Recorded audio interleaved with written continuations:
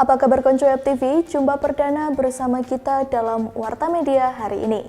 3 berita terbaru akan kita sampaikan dalam beberapa menit ke depan, dikutip dari Wonosobo Express dan Suara Merdeka.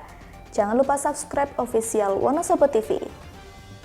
Berita pertama, Wonosobo siap sukseskan program sekolah rakyat. Pemerintah Kabupaten Wonosobo menyatakan kesiapan penuh menyukseskan program sekolah rakyat sebagai upaya menekan angka putus sekolah dan kemiskinan di daerah. Program ini mendapatkan dukungan langsung dari Bupati Wonosobo Afif Nur Hidayat dan Menteri Sosial Republik Indonesia Saifullah Yusuf yang meninjau langsung lokasi sementara sekolah rakyat di Gedung Balai Latihan Kerja Wonosobo. Mulai tahun ajaran baru Juli 2025, sekolah rakyat akan menampung 100 siswa dari keluarga miskin di jenjang SMA. Mereka akan belajar dalam sistem asrama dengan bimbingan oleh 22 tenaga pengajar. Kehadiran sekolah rakyat menjadi solusi konkret agar tidak ada lagi anak usia sekolah yang terhalang melanjutkan pendidikan karena faktor ekonomi. Tak hanya itu, pemerintah daerah juga berkomitmen mengalokasikan lahan seluas 8 hektar untuk membangun kompleks sekolah rakyat permanen dari jenjang SD hingga SMA. Secara nasional, pemerintah menargetkan pendirian 200 sekolah rakyat pada tahun ini yang didanai oleh 100 dari APBN dan 100 lainnya dari partisipasi swasta. Dengan dukungan penuh dari pusat dan daerah, sekolah rakyat diharapkan menjadi jembatan bagi anak-anak kurang mampu untuk meraih pendidikan yang layak dan masa depan yang lebih baik. Berita kedua, mayat perempuan ditemukan tewas tanpa identitas di samping rumah warga. Sesosok mayat perempuan tanpa identitas ditemukan tewas di tepi jalan, tepat di depan rumah warga di Jalan Ahmad Yani, Gang PP4, Kelurahan Sokanegara, Kecamatan Purwokerto Timur, Banyumas, pada Senin pagi 2 Juni.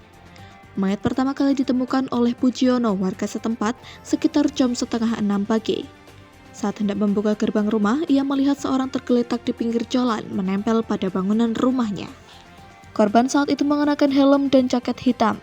Pujiono sempat memanggil dan mencoba membangunkan, namun tidak ada respon. Penemuan korban langsung dilaporkan ke Ketua RT dan petugas keamanan lingkungan, yang kemudian ditindaklanjuti ke pihak kepolisian. Tim Inafis Polresta Banyumas turun ke lokasi tak lama setelah laporan diterima. Saat helm dibuka, baru diketahui korban adalah seorang perempuan. Di lokasi kejadian tidak ditemukan identitas pribadi, sepatu, atau kendaraan. Hanya sebuah korek api hijau yang ditemukan di saku celananya. Kasat Reskrim Polresta Banyumas Kompol Ardian Syahrid Hasibuan membenarkan penemuan tersebut. Ia mengatakan korban diduga telah meninggal sejak malam sebelumnya.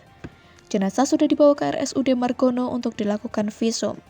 Hingga kini, polisi masih menyelidiki penyebab kematian. Belum bisa dipastikan apakah korban meninggal karena overdosis atau sebab lainnya. Berita ketiga, jemput bola panen raya langsung serap gabah petani. Personil Kodim 0707 Wonosobo dan tim Bulog turun langsung ke sawah untuk membantu panen dan menyerap gabah petani. Aksi jemput bola ini merupakan bagian dari upaya mendukung ketahanan pangan nasional dan meningkatkan kesejahteraan petani.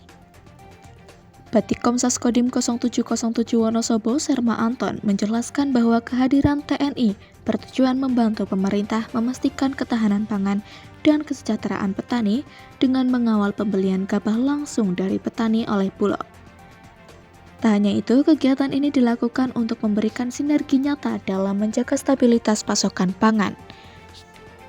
Bidang pengadaan Bulog, Robin, menyampaikan bahwa strategi baru ini sebagai upaya memenuhi kebutuhan stok beras nasional dan melindungi petani dari praktik tengkulak. Bulog membeli gabah langsung dari petani dengan harga Rp6.500 per kilogram. Harga ini diperkirakan dapat memberikan keuntungan lebih bagi para petani. Langkah ini diharapkan memutus rantai tengkulak yang selama ini merugikan petani. Kolaborasi Kodim 0707 Wonosobo dengan Bulog memberikan angin segar bagi para petani Wonosobo. Bukan hanya soal harga, tetapi juga kepastian pasar dan perlindungan dari praktik-praktik curang. Hal ini juga menjadi bukti nyata kehadiran negara untuk mendukung ketahanan pangan nasional.